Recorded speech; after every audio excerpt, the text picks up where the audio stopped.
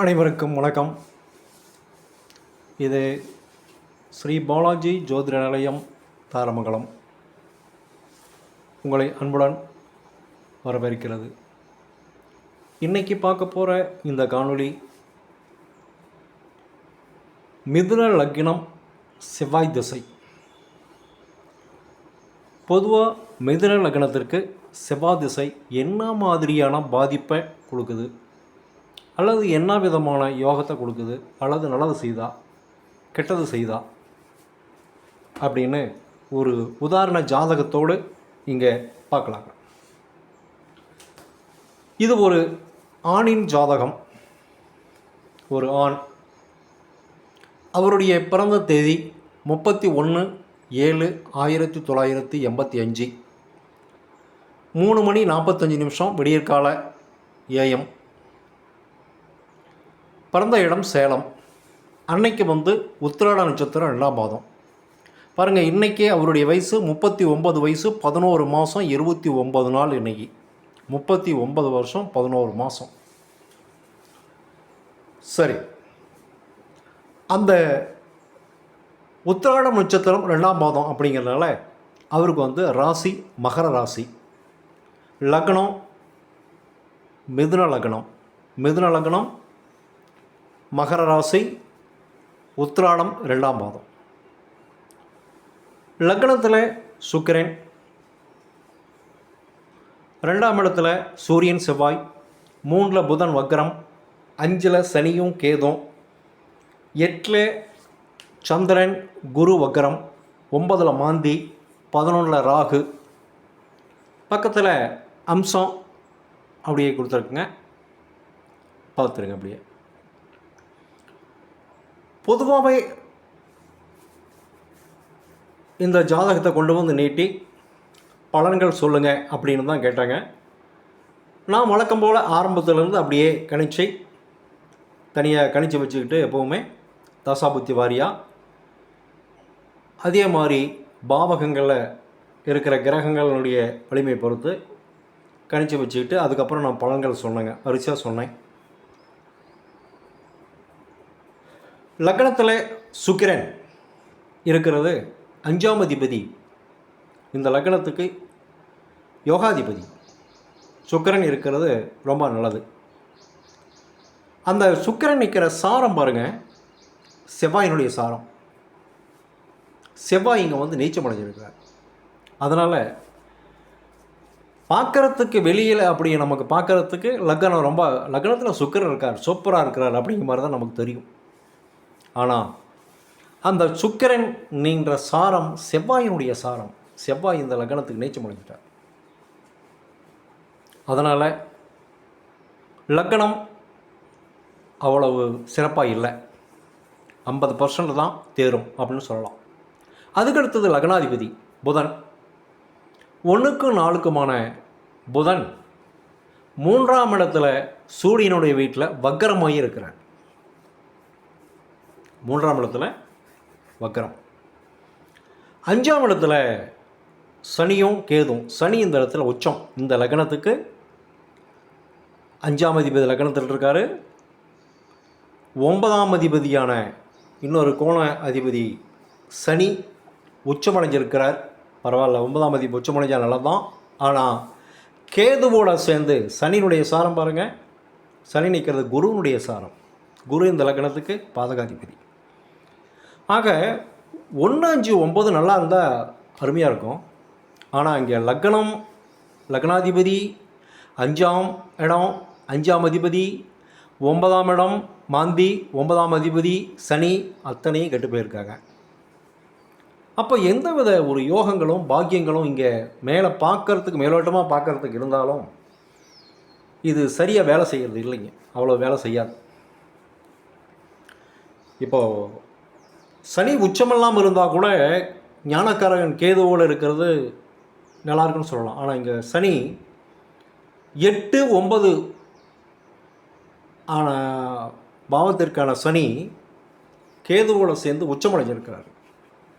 அதனால் இங்கே கேதுனுடைய ஆதிக்கம் செயல்படாது, சனி தான் இங்கே வேகமாக செயல்படுவார். காரணம், சனி நிற்கிற சாரம் குருவுடைய சாரம். குரு இந்த லக்னத்துக்கு பாதகாதிபதி. அதனால் சனி தனித்து இயங்குறாரு. சில பாதிப்புகளை கொடுத்துருக்கிறார், பார்க்கலாம். அடுத்தது 8ஆம் இடத்துல 7ஆம் அதிபதி, இந்த லக்னத்துக்கு பாதகாதிபதி 8ல் போய் இருக்கிறது நல்லது. ஆனால் அங்கே வக்கரமாகி நீச்சமாகி இருக்கிறது சரியில்லை. அடுத்தது 9ல் மாந்தி பார்த்துட்டோம். 11ல் மேஷத்தில் ராகு. மேஷ ராகு பொதுவாக நன்மை தான் செய்யும். ராகு நன்மை செய்யலாம். மேசராகு பாருங்கள், ராகு நிற்கிற சாரம் சுக்கிரனுடைய சாரம், பரவாயில்ல. சுக்கிரன் அந்த லக்னத்துக்கு யோகாதிபதி. அதனால் மேஷம் நிற்கிற ராகு, ராகு திசையில் நல்லாயிருக்கும் அப்படின்னா இருக்கும். ரைட். பிறக்கும்போது சூரிய திசை 3 வருஷம் 8 மாதம் 27 நாள். பிறந்த உடனே கிட்டத்தட்ட ஒரு 4 வருஷம் சூரிய தசை நடக்குதுங்க. சூரியன் பாருங்கள், இந்த லக்னத்துக்கு 3ஆம் அதிபதி, அதாவது வெற்றி, வீரியம் இதெல்லாம் குறிக்கக்கூடிய அந்த சூரியன் நீச்ச செவ்வாயோட சேர்ந்து 2ஆம் இடத்துல இருக்கிறார். 2ஆம் இடத்துல சூரியனும் செவ்வாயும், நீச்ச செவ்வாயும். அதனால் இந்த சேர்க்கை அவ்வளோ சிறப்பாக இல்லை. 2ஆம் இடம் அப்படிங்கிறது நேத்திரஸ்தானம், குடும்பஸ்தானம், வாக்குஸ்தானம், கல்விஸ்தானம், அத்தனையும் கொஞ்சம் அடி வாங்கும் அப்படின்னு அர்த்தம். அடுத்தது சந்திர திசை. இந்த லக்னத்துக்கு சந்திரன் 2ஆம் அதிபதி 8ல் போய் மறைஞ்சி நீச்ச குருவோட, வக்கரம் பெற்ற குருவோட 8ஆம் இடத்துல இருக்கிறார். அது ஒரு 10 வருஷம் நடக்குது. இந்த லக்னத்துக்கு 2ஆம் அதிபதியாக இருந்து குருவோட இருந்ததுனால ஏதோ தொடக்க கல்வி அப்படியே அந்த குரு திசையில் ஓடுதுங்க. அதனால் ஒரு 13 வயசு வரையிலுமே 7வது முடிக்கிறார். சரியாக சந்திர திசையில் இந்த ஜாதகர் 7வது முடிச்சிட்டார். அரசு பள்ளியில் படிக்கிறாரு, 7வது முடிச்சிட்டார். அதுக்கு அடுத்தது செவ்வாதசை நடக்குது. அதாவது 499 வரையிலும் சந்திர திசை, 13 வயசு 8 மாதம் வரையிலும் சந்திர திசை. அதுக்கப்புறம் செவ்வாய் திசை ஒரு 7 வருஷம் வருது. செவ்வாய் திசை நல்லா இங்கே தான் பார்க்கணுங்க. செவ்வாய் இந்த லக்னத்திற்கு கடுமையான பவர். மிதுன லக்னத்திற்கும் கன்னிய லக்னத்திற்கும் வரக்கூடாத ஒரு தசை அப்படின்னா செவ்வாய் தசை அப்படின்னு எல்லாரும் சொல்லுவாங்க. அந்த செவ்வாய் எங்கேயாவது போய் நல்லா இருந்தாலும் பரவாயில்ல, இங்கே 2ஆம் இடத்துலையே, குடும்பஸ்தானத்திலேயே, கல்விஸ்தானத்திலேயே, வாக்குஸ்தானத்திலேயே, நேத்திரஸ்தானத்திலேயே போய் நீச்சமாகி இன்னொரு சூடான கிரகம், ஒளி கிரகமான சூரியனோட சேர்ந்து அந்த செவ்வாய் நிற்கிற சாரம் பாருங்கள். செவ்வாய் சனியினுடைய சாரம். செவ்வாய் நிற்கிறது சனியினுடைய சாரம். அந்த சனியினுடைய சாரம் பெற்று 2ல் இருக்கிறார். அப்படி தசை நடத்துகிறார். செவ்வாய் திசை, செவ்வாய் புத்தி, செவ்வாய் அந்தரம் நடக்குது. அதாவது 18/6/99 வரையிலும் நல்லா பார்க்கணும். 18/6/1999 வரையிலும் செவ்வாய் திசை, செவ்வாய் புத்தி, செவ்வாய் அந்தரம். செவ்வாய் தசை, செவ்வாய் புத்தி, சனி அந்தரம் தொடங்குதுங்க. சனி அந்தரம் தொடங்குறது எத்தனை நாட்கள்? கிட்டத்தட்ட ஒரு 38 நாட்கள். 19/6/99 11/7/99 ஒரு 38 நாட்கள். இந்த 38 நாட்களுக்குள்ளே ஸ்கூலில் இருக்கும்போது இந்த ஜாதகர் ஒரு நாள் மயங்கி கீழே விழுவுறார்.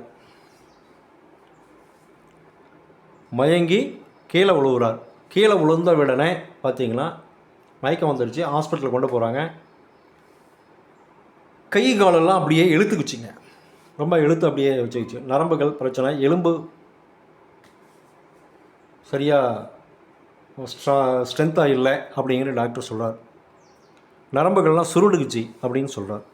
உடம்பில் அந்தளவுக்கு சத்து இல்லை, நோய் எதிர்ப்பு சக்தி இல்லை. ஏன்னா செவ்வாய் நீச்சமானதுனால இரத்தக்காரகன், ரத்தம் இல்லை. அதே மாதிரி சூரியனோட சேர்ந்துருக்கிறதுனால எதிர்ப்பு சக்தி, நோய் எதிர்ப்பு சக்தி உடலில் ரொம்ப குறைஞ்சி போச்சு. நோய்க்காரகன் சனியினுடைய சாரத்தில் இந்த செவ்வாய் நிற்கிறார். அதனால் செவ்வாய் தசை, செவ்வாய் புத்தி, சனி அந்தரத்தில் 20/6/1999 சாரி 20/6/99 20/6/1999 அன்று பள்ளியில் நடந்த சம்பவம் இது. 20ஆம் தேதி நடக்குது. அதுக்கப்புறம் பார்த்தீங்கன்னா கோயம்புத்தூர் கங்கா ஹாஸ்பிட்டலு போய் சேர்க்குறாங்க. எவ்வளவோ ட்ரீட்மெண்ட்டெல்லாம் கொடுக்குறாங்க. அந்த எலும்புக்கும் அந்த நரம்புகளுக்குமான ஸ்பெஷலிஸ்டெல்லாம் சந்தித்து அந்த மருத்துவமனையில் எல்லா ட்ரீட்மெண்ட்டும் கொடுக்குறாங்க. ஓரளவுக்கு சரியானார். வீட்டுக்கு வந்து மறுபடியும் பள்ளிக்கூடத்துக்கு போகலாம் அப்படின்னு முயற்சி பண்ணும்போது மறுபடியும் அவருக்கு வந்து இதே பிரச்சனை. கையும் காலெல்லாம் வலி, எந்திரிச்சு நிற்க முடியல. மறுபடியும் ஆஸ்பத்திரி போனாங்க. ஏதோ ட்ரீட்மெண்ட் அப்படியே கொடுத்துக்கிட்டே தாங்க இருக்கணும் அப்படிங்கிற மாதிரி டாக்டர் சொல்லியிருக்கிறாங்க. இப்போது அந்த செவ்வாய் தசை முழுசுமே அதே மாதிரி ட்ரீட்மெண்ட். தொடக்க கல்வி, அதாவது 7ஆவதோட 8ஆவதுக்கு போனார். அதோட படிப்பு கட் ஆயிடுச்சு. நல்லா பாருங்கள். 2ஆம் இடத்துல நீச்ச கிரகம், 3ஆம் அதிபதி 2ல், கல்விக்கு உரிய கிரகம் புதன் 3ல் போய் மறைஞ்சி வக்கரமாகிறார் 3ஆம் இடத்துல. அந்த புதன் நிற்கிற சாரம் பாருங்கள், கேது சாரம். புதன் நிற்கிற சாரம் கேது சாரம் சைலண்ட்டாக அவருடைய படிப்பை கட் பண்ணிடுச்சு. புதன் வக்கரமாகி வேறு இடத்துல இருந்தால் கூட பரவாயில்ல. 3ஆம் இடத்துல இருந்து சாரமும் சனியுடைய கேதுனுடைய சாரம் அப்படிங்கிறதுனால அமைதியாக அவருடைய படிப்பை கட் பண்ணிடுச்சிங்க. செவ்வாய் தசை முழுசும் ட்ரீட்மெண்ட் கொடுத்தாங்க. படுத்த படுக்கையே அப்படியே இருக்கிறார். எந்திரிச்சு நிற்க முடியல. எலும்பில் எவ்வளவோ ட்ரீட்மெண்ட் செஞ்சு பார்த்தாங்க. எலும்பில் சத்து இல்லை அப்படின்னு டாக்டர் சொல்லிட்டார். அதுக்கப்புறம் அவருடைய 20 வயசுக்கு மேலே ராகு தசை வருதுங்க. 38 வயசு வரையிலும். ராகு ஏற்கனவே நம்ம சொன்னோம், ராகு நிற்கிற சாரம் சுக்கிரனுடைய சாரம். அதனால் இவர் எந்த ஒரு முன்னேற்றமும் இல்லாமல், எந்த ஒரு பின்னேற்றமும் இல்லாமல், அதாவது ரொம்ப மோசமாக போகல, ரொம்ப முன்னேற்றமாக கொடுக்கல, அப்படி கொண்டு வந்து அப்படியே. ஏன்னா ராகு நிற்கிற சாரம் வந்து சுக்கிரனுடைய சாரம். சுக்கிரன் இந்த லக்னத்துக்கு யோகாதிபதி. அதனால் அவரை வேறு எதுவும் ரொம்ப மோசமான நிலைக்கு தள்ள முடியல. அவ்வளோ சூழ்நிலையில் இந்த 18 வருஷமும் அவர் படுத்த படுக்கையாக இருக்கிறாரு. இன்றைக்கி அவருடைய வயசு 39 வயசு, 11 மாதம் ஆயிடுச்சு. பாருங்கள், 5ஆம் இடத்துல கடுமையான தோஷத்தில் சனியும் கேதும் இருக்கிறாங்க. அந்த சனி 2ஆம் இடத்தை பார்க்குறார், 7ஆம் இடத்தை பார்க்குறார். திருமணம் கிடையாது, அவ்வளோதான், கட் பண்ணிட்டார், முடிஞ்சு போச்சு. 2ஆம் இடத்துல குடும்பஸ்தானத்தில் செவ்வாய் நீச்சம். 3ஆம் அதிபதி வந்து செவ்வாயோட சேர்ந்து இருக்கிறார். நீச்ச குருவனுடைய பார்வை இருக்கிறார். 2ஆம் அதிபதி 8ல் இருந்து 2 பார்க்குறாரு தான். ஆனால் என்ன அவர் இருக்கிற நிலை என்ன? சந்திரன் இருக்கிற நிலை சூரியனுடைய சாரம்தான். கிட்டத்தட்ட ஒரு பௌர்ணமி யோகத்தில் இருக்கிறது அப்படின்னு கூட சொல்லலாம். ஆனாலும் இங்கே அந்த யோகமெல்லாம் செயல்படலை. காரணம் பாருங்கள், சந்திரன் குருவோட குரு நீச்சம், சூரியன் செவ்வாயோட செவ்வாய் நீச்சம். இங்கே அந்த நீச்சனம் பார்த்தா உச்சபலன் அப்படியெல்லாம் இல்லைங்க, வர முடியல. காரணம், குரு இங்கே நீச்சமாகி வக்கரம். இந்த லக்னத்திற்கு பாதகாதிபதி. செவ்வாய் இந்த லக்னத்திற்கு கடுமையான பாவர், கடுமையான பாதிப்புகளை கொடுக்கக்கூடிய பாவர். அதனால் இந்த ஜாதகர் இன்னும் அப்படியே படுத்த படுக்கையாக அப்படியே இருக்கிறாரு. எந்த ஒரு முன்னேற்றமும் இல்லை.